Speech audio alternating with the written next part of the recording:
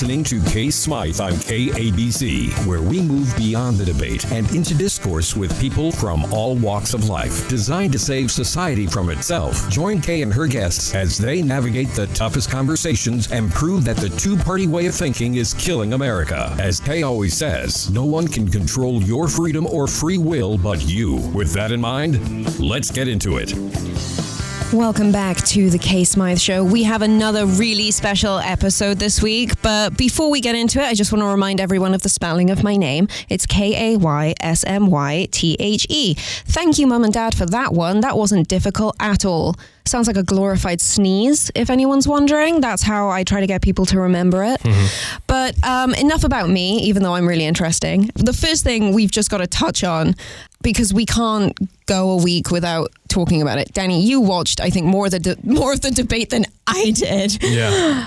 I mean, you've lived in America your whole life. How screwed are we? Oh, man. I mean, I told you yesterday, it was like two kids. It was like a UFC press conference, you know? And I just had a thought. I was like, I'm not even religious, but I was thinking like, God, if you ran out of presidents, just let us know. You know? Oh my God, that's so spot on. It's crazy. It's crazy. That's such a good way of putting it. Oh my gosh. So we don't want to do the normal spiel this week and get too much into it because, again, we got a really special guest with us in-house today, Ron Brandon. It is so lovely to have you here. It's great to be here. Appreciate it. I'm so thrilled. Did you watch the debates? I watched the debates. I watched the whole thing from front to back. No. I even paused it during bathroom breaks. Wow. How is your mental health still intact? Because I started to want to pull my teeth out. I'm still kind of in shock, but you know what? It was everything I expected, you know? Well, it's funny because we had the guest last week we had on was Tomi Lahren, who is a very polarizing figure, but that's exactly why I wanted to talk. I've actually wanted to talk to her for many years. I think... I don't know. I actually genuinely like her as a person. We got along really well. And so we're recording this episode before her episode has come out. So there may be some grief, I'm sure, that we're not addressing that we probably should be, but we're a week behind, so who cares? But one of the things that she really touched upon was how... And I completely agree with this. This is completely my platform. But at the federal level, I mean, these people don't care about you. I was listening to Chapo Trap House this week, and they were kind of laughing about the fact that, like, you know, when I think of my grandparents, right? Like, would I let them run the country? No. And that's literally who we're letting not just run for president, but like who runs the House, who runs everywhere. And then here in California... Because, you know, obviously no one at the federal level cares about us. We need to start looking more at a kind of state level, which is why you're here today. And I'm so excited to talk about California with you, and specifically talking about probably the biggest political, other than like I would say the homeless crisis, the biggest thing to hit California in the last 5 years is the legalization of cannabis, which is, you know, how we were connected. I want to give a shout out to Rob and Fran at 10K for connecting us. I don't know what I would do without you two. You're lovely. Danny also has some experience. Well, you helped me with my work in cannabis. This is something that I think most people in the state share. So it's great that it's legal now. But I mean, I really want to use this time today to talk to you about a lot of the social issues that come up within the way that cannabis policy has been set, and specifically social equity. So... with that being said, could you potentially define social equity in cannabis for the listeners who maybe don't know what it is? Right. So social equity is a program that was put together by the state of California, which was also adopted by other states very shortly after. And the reason for the social equity program is to give people who have been incarcerated by the war on drugs, people that we know from 20 years ago that went to jail and spent 2 months in jail, 2 years, or even 20 years for a small amount of marijuana on them. And what the program does is it gives equal opportunity. It levels the playing field so that those people who were once incarcerated, that they can now re-enter society and have equitable share within the cannabis industry, but also not just as business owners, but also opportunity for employment, amongst other things. And so we may have to bleep this out. I'm not sure, but your company, Kingston Royal, you run your cannabis company. But one of the things that we certainly connected over was the fact that you were not only developing a business, but you were developing it in such a way to mitigate a lot of the issues. I mean, correct me if I'm wrong, but even with social equity being part of the California kind of policy, how do you find that it's working for actual business owners? Because that's what I really want to kind of get into today, because all I hear are complaints. Right. So it hasn't been a complete success. If you go to Northern California, you see more success stories than Southern California right now. And to be clear, it all started in Northern California, started in the city of Oakland, migrated over to the city of San Francisco, where I operate my business. But there's difficulties, right? So when you have the state who put out, I don't know, I think it was like $9 to $20 million of funds that they made available for the social equity program, and they dispersed it to the cities that are actually have social equity programs. And the problem is at the city level, where the people in the city who have been given the responsibility to disperse those funds, they don't really know what to do with it. They don't even really know what cannabis is or what it looks like or what an operator is. When you speak cannabis to most of these people, they just think dispensaries. And so it's kind of hard for them to, really visualize, hey, this person might need help with just not only the application process, but even getting to the plan encounter. Once you get to the plan encounter, you have a whole nother set of requirements that you have to go through. And for a lot of these people, they've never been through any of these processes before. Mm-hmm. A lot of them won't even make it to the plan encounter. I say that all the time, but it's the truth. 90% of them won't make it to the plan encounter. So I guess social equity then, and again, correct me if I'm wrong, the way that it's been developed within the kind of city level in California is just completely not conducive to certainly the demographics and the kind of it's overcomplicated, right, for the people who are involved in it, and therefore it's just not working. So what are the kind of main issues other than, the kind of technical, the essentially paperwork and the forms that you're talking about, getting to that kind of planning counter? What would you say are the biggest issues within social equity and the way that it's been structured that you've dealt with? And you please feel free to be as specific as possible, because a lot of the people who listen to the show are in the business, so they'll know the nomenclature. Right. And if not, you guys can always tune into our other podcast, LDK, where we'll be having another conversation in the future with lots of swears. And looking forward to that. And advertising. What would you say are the kind of biggest issues? Well, the biggest hurdles are, number one, the education. Mm-hmm. Educating people on how to even start the application is one thing. I think the city does a decent job of putting together these small programs where these applicants can, go and join these little groups or these informational events where they can learn how exactly to apply for their application. But that's just one part, right? That's the very beginning. The second part is the biggest obstacle for these applicants is, one, the resources. They don't have enough resources. They don't have the relationships or the connections or the know-how. None of them have ever taken out a commercial license on a business before. And once you do it, let's just say you made it that far, you made it past that step. Now you got to go raise money. And that's the hardest part. So getting these people who don't have any kind of background in business or any kind of experience, raising any money, now sitting them in front of investors for them to raise money for a $10 million building that's going to require $1 million each year, it's almost impossible. Mm-hmm. So it just sounds like the whole system just hasn't been developed with actual Californians in mind. And admittedly, we see this a lot. I always go back to the homeless crisis and how it's all of the kind of programs and systems that have been developed and put in place to mitigate this crisis. They're not actually developed with the people in mind. Government leaders don't spend time with people who want to start cannabis businesses. So, I mean, am I wrong? When was the last time you kind of met with someone on the kind of government side who actually spent time with people in the cannabis side? Actually, we've got to go to an ad break in a moment. So if you want to kind of touch on that for a sec, we'll pick it up after the break. Just to let listeners know.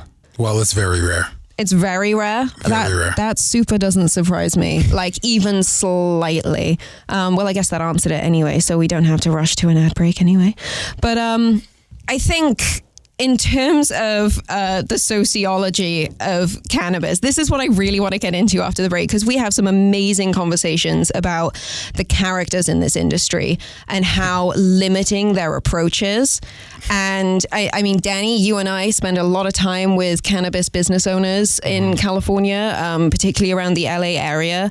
And, you know, there are some particular personality traits that I think actually hindering the growth of the industry right now. And yeah, I guess when we get back, we'll get into that. So thanks, guys. This was super unprepared. So thanks for tuning in and putting up with us. This was a bit of a rush job today, but I appreciate it. So we're going to make it through. Thank you so much.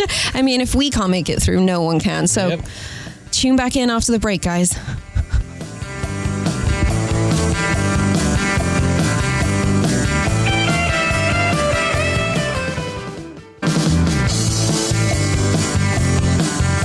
And you're back with the KAY SMYTHE Show with Danny Ho and Ron Brandon today, talking to us about cannabis businesses in California. So, I've had my own experiences with the cannabis industry, dealing with the personalities here.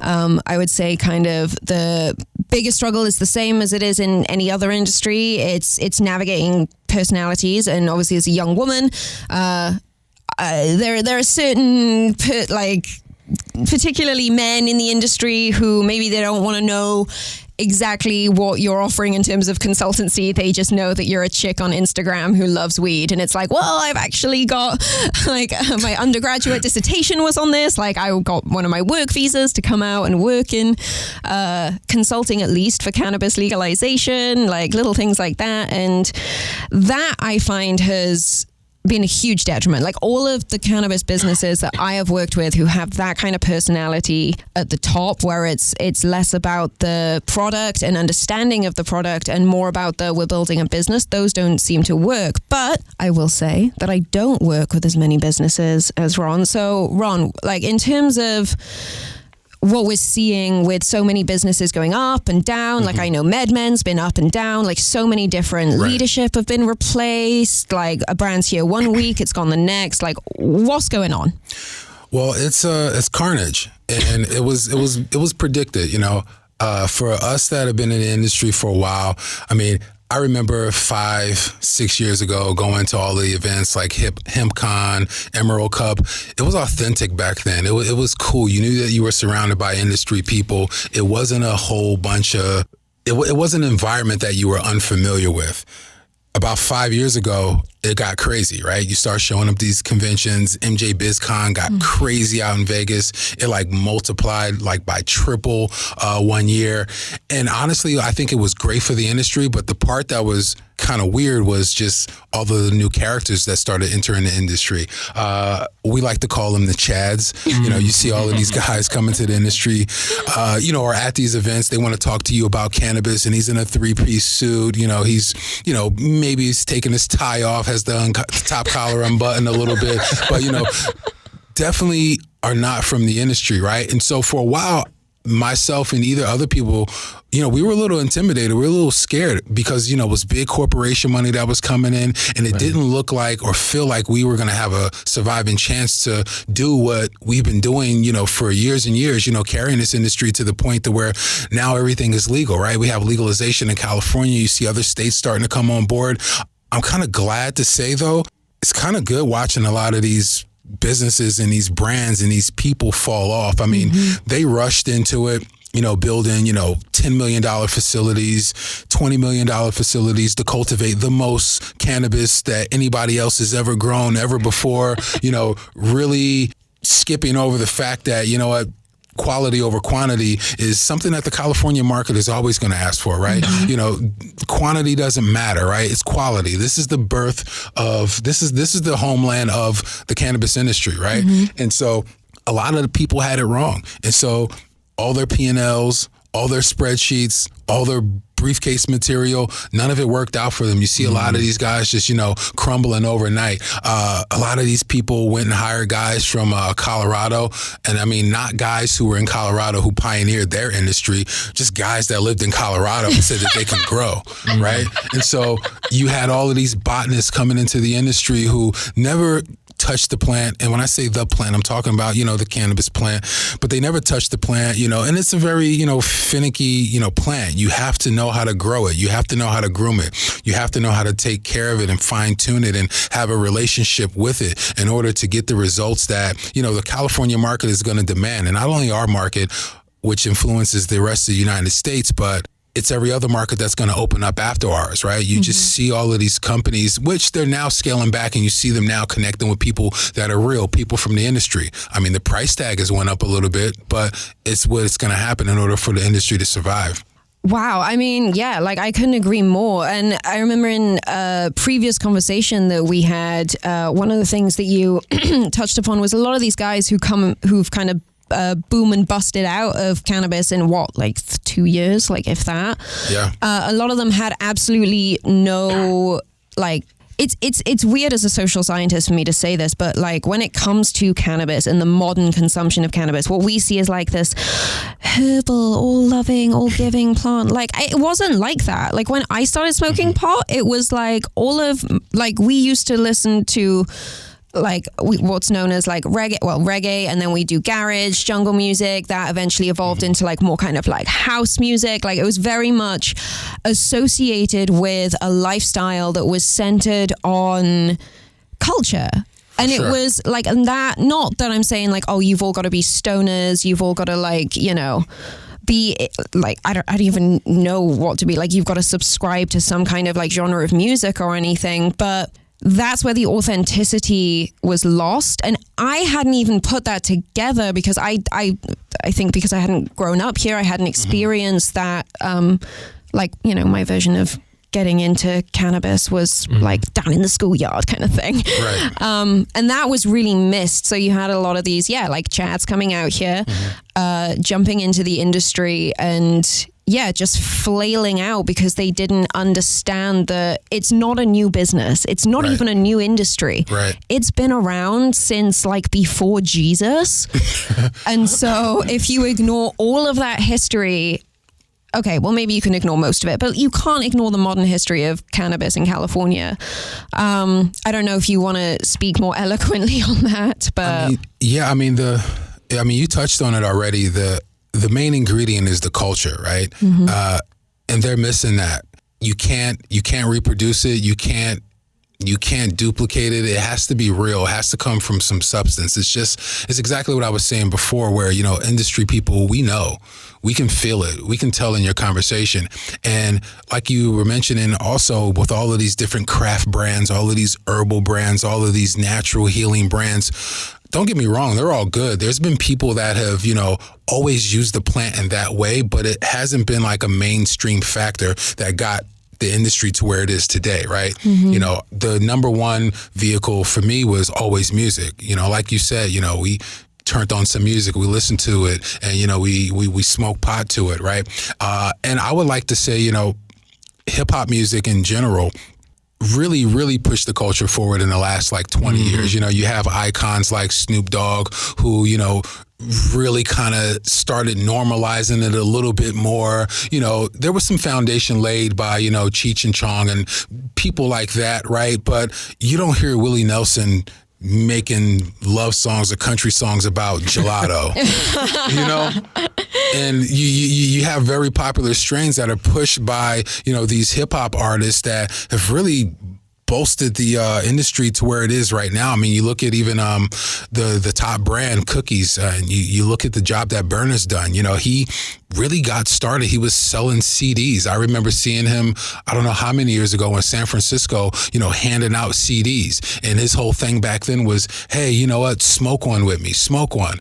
And he was smoking with people, and I vaguely remember, but I think he got into some sort of competition thing with Snoop Dogg about who had the strongest cannabis. Was it LA or was it, the Bay? And it was the Bay, it was the Bay. And that kind of, helped give him the platform that he, hats off to him. The platform that he took and he grew to what it is right now, started out as just like a brand, as a strain that was grown in someone's garage in the Sunset, and by mistake from what I hear, and now look at it, it became a brand that, you see it on t-shirts, and now it's like, I don't know, they're almost worth $1 billion. Wow. They'll have like 40 dispensaries by the end of this year. That's crazy. And wow. I mean, like, that's the kind of growth that you want when you start in this industry. And again, like, not a new industry, but the legal, I guess, side of it is very new. And I think it's kind of funny that so many people who will probably be really successful if they started like any other type of business getting into cannabis, they failed because they didn't understand the kind of nuance of that culture. And like, people ask me all the time, like, how do you create a new cannabis consumer? Like, my target demographic for my business is everyone that hasn't tried cannabis yet. And I'm like, well, that's stupid. I was like, how did you start smoking pot? And everyone's like, oh, well, my friend, or like, oh, my sister, like, oh, my brother, like my cousin, whatever. And I'm like, yeah, exactly. You have to be that friend. Like, you have to find the people who have friends who don't smoke pot, and get, like, that's how it works. Like, if you want your grandma to start using, like, I don't know, like a cannabis hemp balm that we do that for like arthritis. That's what I kind of try to get for Lanny's. Well, right. I probably shouldn't talk about it too much, but like, like my in-laws, if you will. Like, you do it through someone you trust and who you love, and you have all these characters come into the industry who you can't trust and who are totally unlovable, and they start to try these businesses and it flails out. I mean, I kind of love the irony of that in a sick way. But do you find, though, then the people that you work with under the social equity programs, when they do get through the paperwork and they get through the kind of it's such a complicated process. Like, I've tried to look at the paperwork before. It's so confusing. But I guess when we come back after the break, I would love to know what kind of success these people realize, because I mean, I would hypothesize, if they're working with you, they're going to be successful, obviously.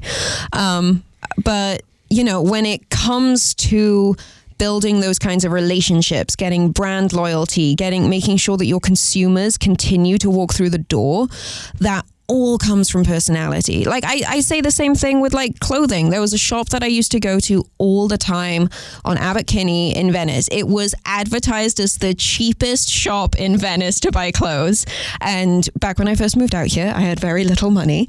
So, obviously that's where I'm going to go shop. But I tell you what, even after I started making money, I would still go back to that shop because I knew when I walked in, they'd be happy to see me. They'd show me all the new lines and I would be treated well. Not like I'm anything special. I'd be treated like a friend, right? And I've always said stoners are always friends with stoners. So how are you going to run a business if you're not that kind of stoner, but you're trying to sell to stoners?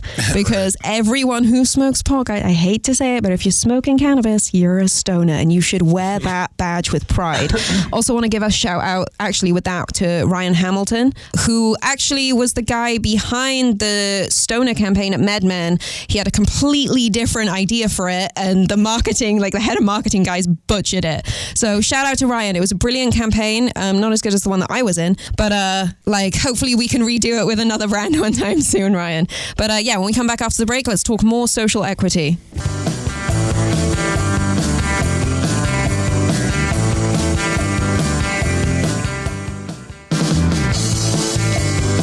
Welcome back to the show. This is the KAY SMYTHE Show for those of you listening, and I assume you're all listening because it's very important. Of course. I'm joined today by my amazing co-host, as usual, Danny Ho, and we have Ron Brandon from Kingston Royal here.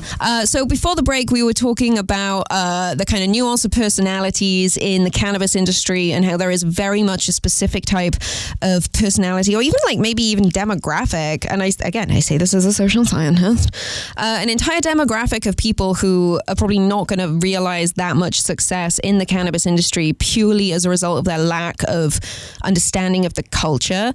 But I don't know, Danny, you've been quiet today. Tell me, what do you think about all this? No, I mean, one thing I wanted to touch on that I really appreciated what Ron said was quality over quantity. I'm actually an investor in a cannabis company, and one of the biggest factors of me investing to that company was the quality.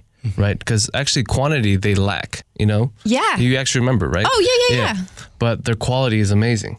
And that's what attracted me to become their investor. And I think that's what a lot of businesses lack nowadays too, even with clothing. Like quantity, especially in the wholesale industry, like the fashion district in downtown, a lot of companies, they try to do large quantity, mass production, right? But then once they have the quality that is lacking, they get chargebacks. You know, you get refunds. The clothing starts coming back, and what happens is your company image goes down, and people don't reorder from you again.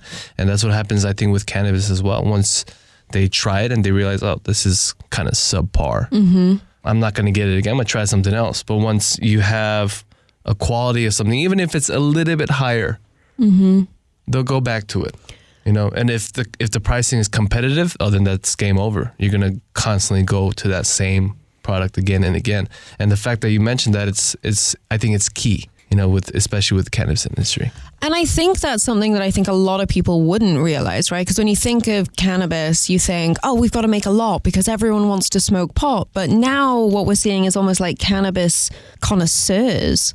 Definitely connoisseurs. Right. Right? I'm definitely not one of them. I'm just like, put it in front of me, it'll do. It's funny that you mentioned that as well, because I also want to give a shout out to my friend Cass, who runs a clothing company, Jackopotamus. Everyone, I think, on the West Side, if you've got kids or if you just if you live in LA and you've got kids, you'll know Jackopotamus. Amazing. It's just her. She's an amazing business owner. It's mostly clothing for children, for babies, but I've also got some clothing that she's made for me as in my adulthood. So thank you for that, Cass. But she was the one who said to me, she's like, one of her last businesses, she used to be she used to make like craft chocolate designs, and I was like, you were making so much money, you were doing this for like huge celebrities. Like I think Whoopi Goldberg commissioned her to make I might be wrong on this, but I'm pretty sure she made a chocolate kidney for someone like Steven Spielberg or something. Like crazy things like that. I'm like, why aren't you still doing it? She's just like, because in this industry you want to make a lot, you want to make it really good, and you want to sell out quickly. I'm assuming the selling out portion isn't something that comes up in cannabis though. Selling out of inventory? Yeah, because like that was a concern, right, earlier this year, and especially with the wildfires now. I mean, how do you think that's going to impact? Like, is there ever a risk of no inventory? Always. I mean, that's the way I run my business. I never have enough cannabis. Literally, every time we have a harvest, the portion of that harvest that's allotted to us for our brand, man, I do the pre-menu, and before the menu's live in 7 days, 80% of it's gone. And so it's a good problem to have, but it's back what you were saying earlier, you know, that quality that people, you know, depend on. And it's not, it doesn't start with the consumer, you know, ironically, it starts with the buyer at the club. The buyer knows quality. They're stoners, like you said. They know quality. They're curating a menu for their entire store. So, you know, they know what the customers like. They know what the most bang for the buck is. They know what the value is as well, right? Versus some of these brands that are kind of overhyped. I like to say, what we do is we kind of fit right in that middle pocket, that middle area right there, where we're a value brand and we're known for quality, and people come back. You know, they come back and they order, and we never have enough flour. So, I mean, I think that's not that was the way I plan to do it, but if you know me, I'm a very meticulous person. I'm very much about the details of everything. I won't touch it if it doesn't feel right. And that's kind of how, you know, we curated the brand and the flour for, you know, each jar. It's like, it has to be right. It has to have a certain jar appeal. It has to look the part. And if it doesn't, then it doesn't make the cut. So. Okay, so I got another question then, or like a theory or a hypothesis, whatever you want to call it. I'm not a quantitative researcher, I'm qualitative, so I'm going to go with theory. So with everything that we've discussed today so far, that should mean, because social equity applicants starting their cannabis business, they've gone through the kind of criminal justice system, and they've been negatively impacted by the war on drugs, which drugs won, by the way. I don't know if you listeners, this is a more conservative station, but you know, I talk to all of you guys outside, like, don't lie, you all smoke weed. But if people who are social equity applicants, they've gone through the system, they've obviously got a history with cannabis.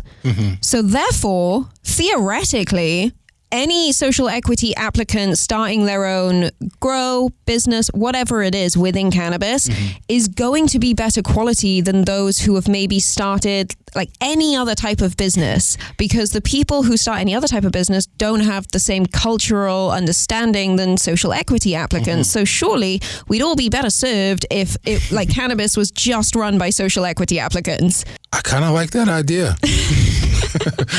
I mean, like, it makes sense, right? Because, like, yeah, I don't know. What I would say is that equity applicants for sure have their finger on the pulse. You know, they know what's happening in the neighborhoods. They're a part of that culture. You know, they have the ideas, they have the artwork, the feel, everything attached to what makes a strain take off, right? Like gelatos, like cookies, right? Cookies, like going back to that brand, you know, because it was very popular for a very long time, right? And if you're in San Francisco and you know the history, like you can almost feel the history of certain strains in the city. You can feel it because they all serve their time and their purpose, and there's always some sort of small movement behind the most popular strain. It's kind of a weird thing, but that's like the truth. And, you know, the farmers, you know, who grow, you know, mass quantities and grow good quantities, right? But, you know, the farmers who are not the consumers, they listen to the streets.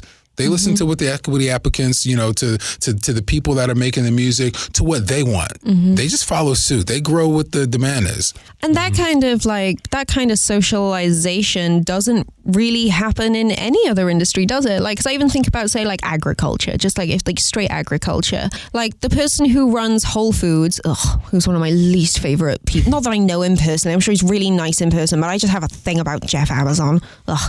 I just think like he could solve so many problems with all of his money, and he just like chooses not to. And every time I see that charity thing pop up on Amazon, I'm like, you have that much money, dude. Stop asking us for it. Like, we're giving you all of our money. You freaking give it to charity. But like, say if Whole Foods, like, they don't go and talk to the farmer and like spend time with the consumers around their stores, right? Right. And you like these blue grapes or the purple grapes?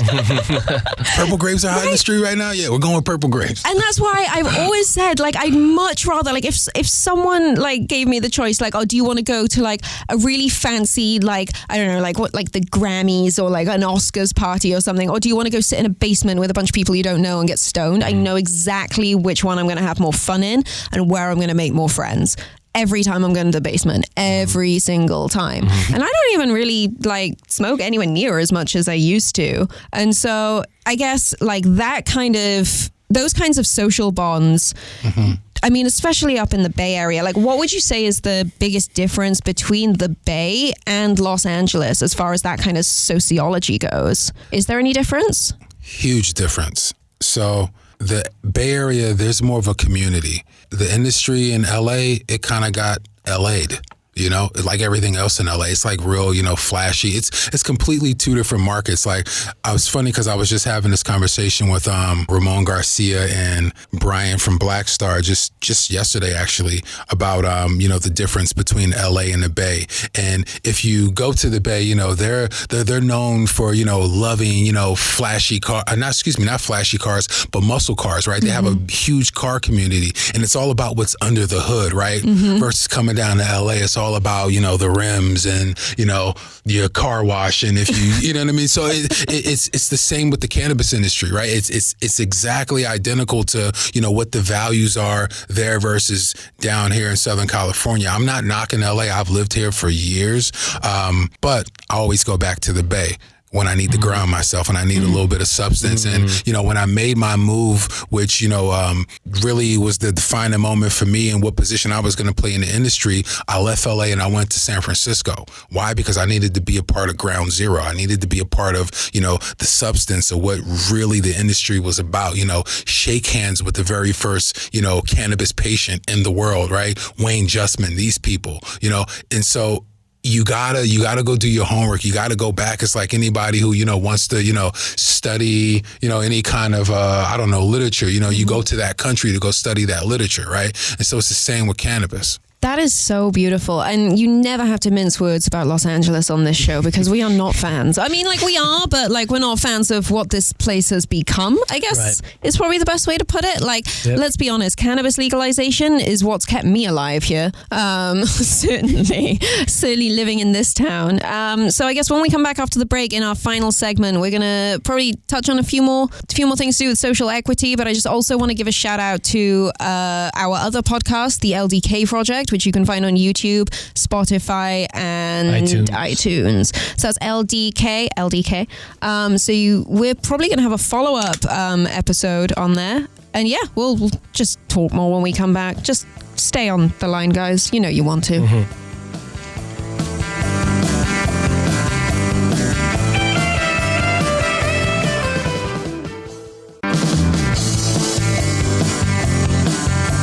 So we're back with the last segment right now on the KAY SMYTHE Show. Thank you so much for tuning in this beautiful Friday night. I hope that you're keeping with the themes of the show this evening.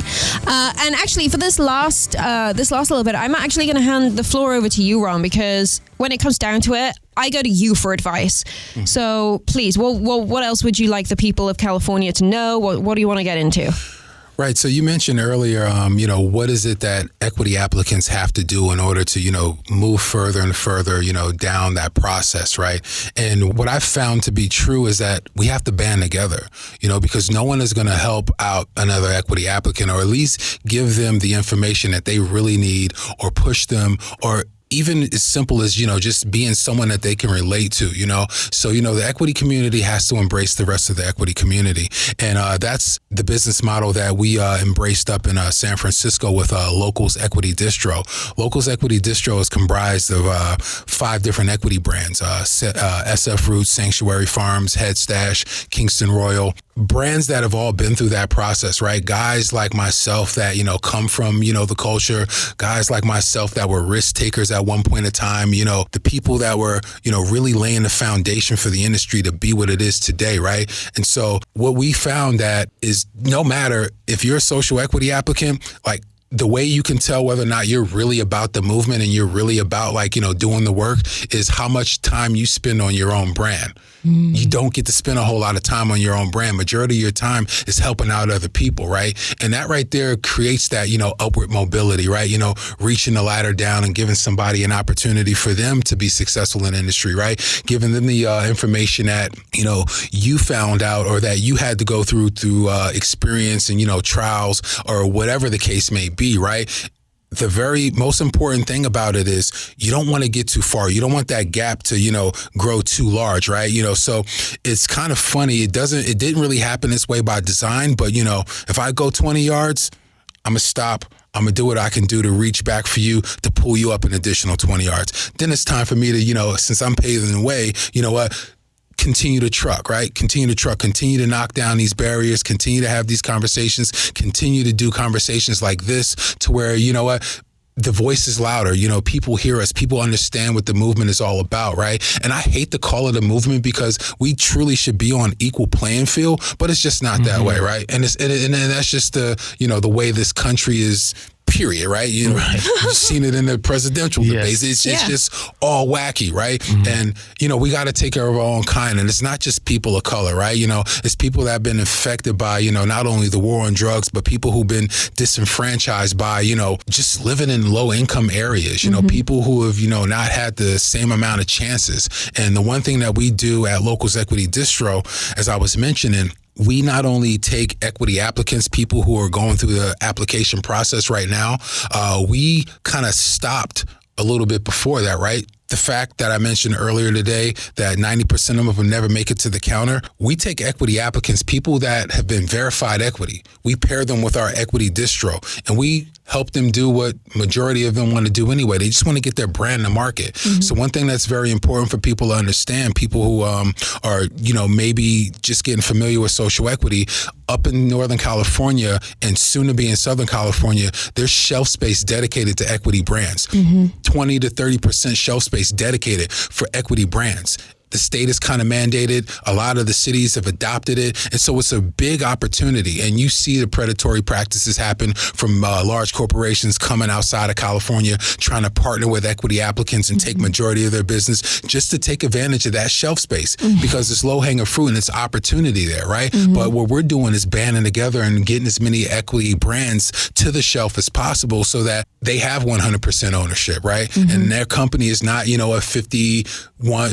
company is not 49% owned from somebody who doesn't come from the industry. Now they have a board of advisors of people that they have to listen to that don't really follow their vision, right? And so it's very important to create this platform and kind of create like a sanctuary, a hub to where, equity applicants feel safe, where they can come and they can learn from other equity applicants and not in a manner to where, it's unrelatable, right? To where, I'm throwing this jargon at you that, you just completely don't understand, lawyer terms, contracts. We already did all of the vetting. We did the vetting to make sure that these guys are good so that they're going to be successful in the future, right?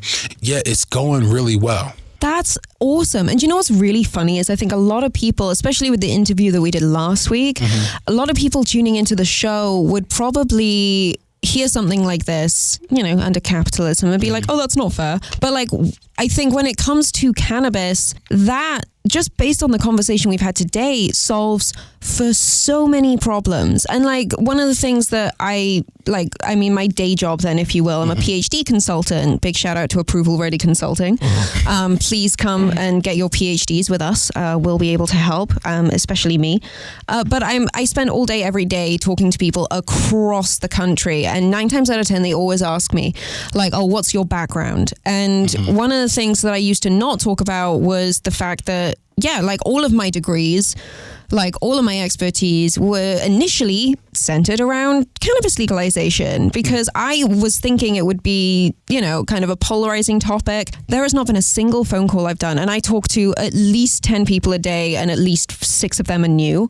Not a single person in the last, I would say, 2 months has said anything other than, we got to legalize this stuff federally because think of the tax revenue, think of the number of people who are going to be employed by this industry. I mean, when it comes to, again, we kind of focused on California today. There are obviously huge differences between Southern and Northern California in the business. But as federal legalization occurs, how do you see kind of social equity playing out? I mean, is that something that you can kind of create metrics for around the rest of the country? Or is it you're going to have to go and get involved in each state? Is it that niche? Yeah, it's kind of niche. You have to go get involved in each state because you still have the federal laws. Well, I mean, I don't know. Maybe that might, change once, everything is federally legal. Because right now you can't cross state lines, right? Yeah. So there's a lot of things that, are very unique to that state and the way that they legalize. They all have their own set of rules, their own qualifying factors. It's not just in, one, streamlined process across the board. So, once that barrier is broken down, honestly, I don't know what it's going to look like. I mean, it's going to definitely, open up the door for a lot of things that the industry is missing, like banking, which keeps a lot of people from, operating their business. Shout out to Nature Track, which is I'm the chief cannabis officer of. We're a risk management platform for cannabis banking. We actually get cannabis clients real bank accounts. And we successfully did that. I mean, we didn't start out as a risk management platform. We started out as a third-party integrator, right? My buddy came to me, asked me if there was an opportunity for tech and cannabis. And of course I said, yeah, let's figure it out. And so we began building this platform, which is now a third-party, like I said, integrator to the track and trace system here in the state of California, which is Metric. We actually had the subcontract to build out Metric 5 years ago before Metric won the award for the state of California, but we were left with all the functional docs. So we built out our own platform and it's grown. 2019, we were named one of the top 100 startups in fintech. We didn't start that as a fintech company. We went to Money 2020, which is the largest financial tech convention in the world. We did the Startup Alley. The top 10 fintech companies got to participate in that. And we were the only cannabis company there, which was cool. And, now we're being asked to come back this year as, moderators and speakers speakers to kind of educate people on what cannabis banking looks like, right? And what the next steps are. So, I mean, there's a lot of moving parts that are going to, really help this industry grow. And I still think it's like another 5 to 10 years. I can't really tell you what the missing link is at the moment. But, once it becomes more normalized, I think it'll be easier to see. So I also want to give a shout out to Nature Track. There's no THC, so we're allowed to advertise Nature Track. Because I would say that's, other than like finding the actual consumers and creating like stoners out of thin air, like the biggest query that I get through on my website, shout out to kaysmythe.com, KAYSMYTHE. for all of your consultancy needs. But one of the, I guess the second largest thing is how do I handle money? Like, I have all of this money from my business. What do I do with it? And I'm like, you spend it. But Ron, I don't even know how to say thank you. I know it's been literally months of us going back and forth trying to get this together. I mean, you know what I've been through trying to get this show up. Danny, the show wouldn't be here if it weren't for you. And I honestly can't believe that this is part of our day job. I mean, how cool is that? Super cool. So, Ron, I want to give, what's your personal Instagram handle? Because we can't promote the brands, but we can promote you. Ron Brandon _. So at Ron Brandon _. And we'll put all of the links in the YouTube videos and the bios for everything else. And we'll post all over social media in the lead up to this.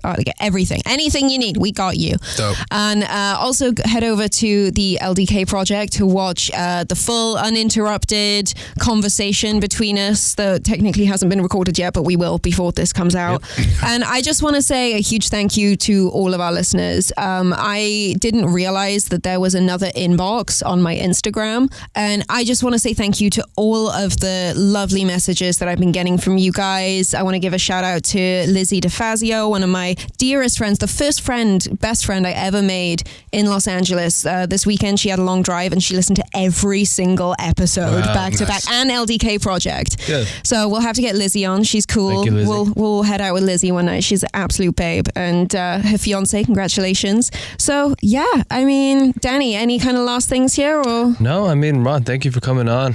So much information for us and the listeners. Oh, yeah. We look forward to the podcast as well. Yeah. Can't wait. We're going to go home and try some product now. Yeah. But thank you so much, everyone, for tuning in. It's KSmythe.com. It's the K Smythe Show. I love you. Good night.